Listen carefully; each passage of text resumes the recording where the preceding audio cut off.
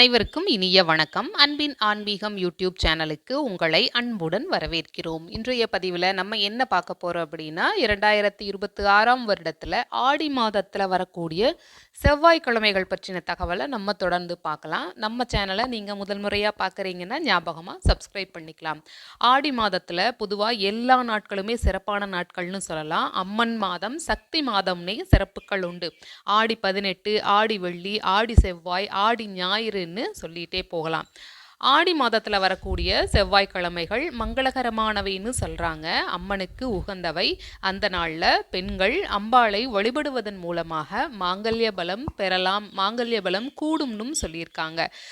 ஆடி மாதத்தில் வரக்கூடிய செவ்வாய்க்கிழமைகளில் ராகு காலத்தில் துர்க்கை அம்மனை வழிபாடு செய்வது தடைகளை நீக்கி செல்வங்களை ஈட்டித்தரக்கூடிய நிகழ்வுன்னு சொல்லப்படுது. ஆடி செவ்வாய்க்கிழமைகளில் ஔவையார் நோன்பும் கடைபிடிக்கப்படுது. 2026ஆம் வருடம் ஜூலை மாதம் 17ஆம் தேதி வெள்ளிக்கிழமை அன்னைக்கு ஆடி மாதம் முதல் தேதி பிறக்குது. ஜூலை மாதம் 21ஆம் தேதி ஆடி மாதம் 5ஆம் தேதி செவ்வாய்க்கிழமை. இது ஆடி மாதத்தில் வரக்கூடிய முதல் செவ்வாய்க்கிழமை. அடுத்ததா ஜூலை மாதம் 28ஆம் தேதி ஆடி மாதம் 12ஆம் தேதி வரக்கூடிய செவ்வாய் ஆடி செவ்வாயோட இரண்டாவது செவ்வாய்.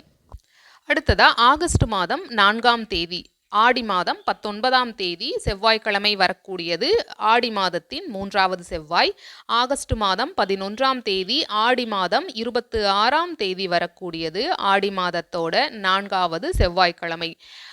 ஆகஸ்ட் மாதம் 18ஆம் தேதி ஆவணி மாதம் 1ஆம் தேதி பிறந்துருது.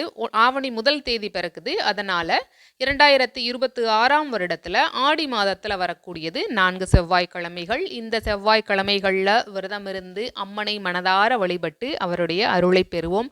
ஆடி செவ்வாயில் நீங்கள் வழிபடக்கூடிய ஔவையார் விரதம் பற்றின தகவல் சிறப்பாக இருந்துச்சுன்னா அதை நீங்கள் கமெண்ட் பாக்ஸில் பதிவு செய்யலாம். உங்களுடைய ஒவ்வொரு பகிர்வும் மற்ற அன்பர்களுக்கு வழிகாட்டுதலாக அமையும். இப்பதிவினை இதுவரைக்கும் முழுமையாக கேட்ட உங்கள் அனைவருக்கும் மிக்க நன்றி.